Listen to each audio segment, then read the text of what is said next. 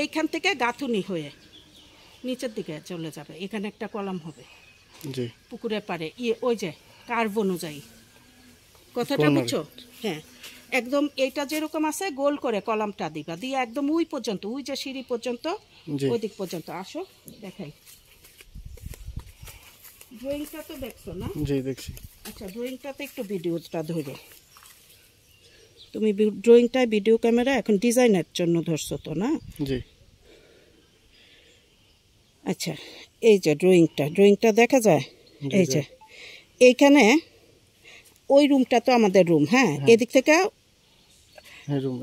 ওইটাকে ভিতরটা বাদ দাও, আমাদের ডিজাইন শুরু হবে এই যে খুঁটি থেকে, বাইরের খুঁটির থেকে শুরু হবে, এই দিক থেকে এই যে কার্ভ অনুযায়ী আমাদের খুঁটি বসবে, এই যে কার্ভ অনুযায়ী খুঁটি বসবে, খুঁটি বসে নিয়ে যাবা, তাইলে উপরে ওই খুঁটিটার থেকে এই খুঁটি নিচে ওয়াল হয়ে যাবে, হয়ে ওইটার উপরে এই যে বাঁশ টাস আস্তে আস্তে সেগমেন্টে চলে আসছে, ধরো 5 বছরে, ধরো আরও 3 বছর, তারপরে দেখা যাবে এগুলি হয়ে যাবে।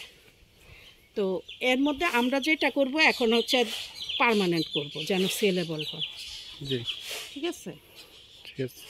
আচ্ছা, তাহলে এদিকে যদি এটা করি, নিচে তো আমাদের রুম বড় হইতেছে না, এটা হবে বারান্দা। ঠিক আছে? তাহলে বাঁশগুলি না ভাঙ্গা তুইলা ফেলো, সরাই ফেলো।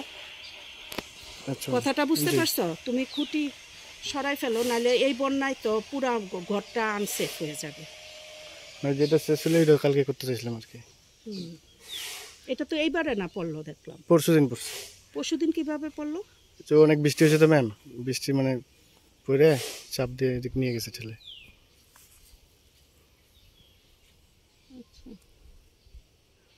বৃষ্টির পানিটা কি এদিকে পড়ছে এর জন্য? জি, ওই যে চালের পানিটা পড়ে নিচে। ঠিক আছে, বন্ধ করো, এখন আমি একটু